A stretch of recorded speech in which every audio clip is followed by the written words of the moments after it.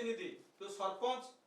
एवं सरपंच पुओ पुतुरा जो मैंने अटैक करते जो मंटू नायक अक्षय नायक धूषा मंडल प्रमोद नायक एमाने सबू से गंडगोल रे प्रमुख आसामी थिले। सरपंच को इंगित रे हेला ब्लूप्रिंट तैयारी हेला विधायक घरे आज पर्यंत पुलिस डीजी चुप पुलिस प्रशासन चुप ए चुक्ति पाई आमे भाबुचु कोउट ना कोउटी तमिल बाबू को हाथ अछि। तमिल बाबू जे ओडिशा को नवीन बाबू को गोटे घरे बंद करी जो शासन करचोंदी ओडिशार युवक मानू को धमकेइबा बाड़ेइबा एटा खाली गोटे ओडिया युवक ऊपर माड़ हेनी एटा ओडिशा रे थिबा प्रत्येक युवक ऊपर माड़ हेछि। को माने मारचोंदी एटा मारिचोंदी तमिल बाबू माने गोटे प्रयोजित कार्यक्रम करिकी युव मोर्चा रो कार्यकर्ता माने जाइथिले कैंपेनिंग करिया पई। कैंपेनिंग करथुवा अवस्था रे जो माने युवक अछंती से माने युवक को जागृत करूथिले जो युवक माने बाहर को दादन खटिया को जाउचंती जो युवक माने ताको अधिकार पय लड़ाई करथु सबते जागृत करूथिले एटा को अभिलाष पंडा को मार जो हेला सभापति जो मार हेला ता सहित जो हम युव मोर्चा कार्यकर्ता भाई मान को मार हेला सेतुरु आमे जानि परिबा कि राज्य सरकार एवं तमिल बाबू पांड्यान बाबू चाहूचंती कि ओडिशा रो युवक माने मुह न खोलंतु जो अन्याय होउची जो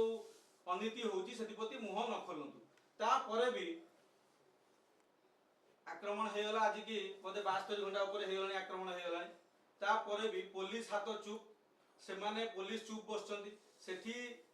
ताको स्थानीय जो माने अटैक करथिले से माने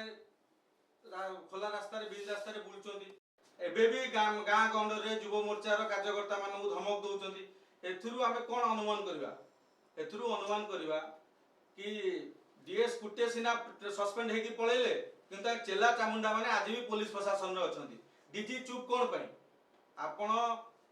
कोन एथुरु सिखिलेन जे जेमिति डीएस कुटे को विदा कर दिया गला माने ताकर जो इलेक्शन ने डायरेक्ट से कंडक्ट करथले बीजेडी पई प्रमाण पाई कि सीए ताको विदा कला आपण भी प्रमाण पाई कि चुप काई बसचंती आपण को ऊपर आपण जण ओडिया अफसर आपण ओडिसा रक्त आपण देहरे बहुची ता परे भी आपण तमिल को एते काई कि सपोर्ट करचंती तमिल शासन को आ ए सरकार अल्प दिन रहइबो आ जून 4 परे ए सरकार जाउची आपण खोला हस्तरे जो माने अटैक करचंती हम जान देइचु विजुअल भी अछि सेमान को आपण अरेस्ट करंतु जदी आपण अरेस्ट न करिवे आगामी दिन में जो आईन श्रृंखला परिस्थिति सृष्टि होबो से पे आपण दायी रहिबे। आमे गत 24 घंटा समय देलु आज हेला काली दिन 11टा सुधा जदी आपण से क्रिमिनल मानु को अरेस्ट न करंती आमे डीजी ऑफिस घेराव करिवु डीजी ऑफिस आगे धारणा देबु एवं जो आईन श्रृंखला परिस्थिति सृष्टि होबो ता पई डीजी ही दायी रहिबे। आ एटा भी चेतावनी दउचु ब्रह्मकोश राय जेतो जोटी जदी भुवनेश्वर प्रवेश करिवे जेबे ही प्रवेश करिवे ताकू आमे दृढ़ हस्त जवाब देबू आम सभापति ऊपर अटैक हेची आमे ताकू अंडा रे धोई देबू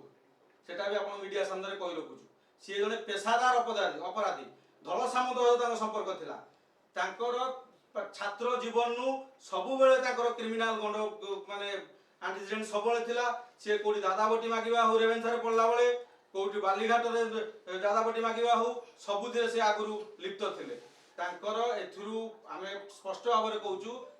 सरपंच मान को अरेस्ट करने सहित विधायक को इंट्रोगेशन करा जाऊ ताको पछरे कौन षड्यंत्र थिला पुलिस हमକୁ जवाब दो नहले काली आमे 24 घंटा समय देलु पुलिस की काली आमे 11टा बेले डीजी ऑफिस घेराव करिवु जो आईन श्रृंखला परिस्थिति सृष्टि हो ता पई डीजी जाई देबे।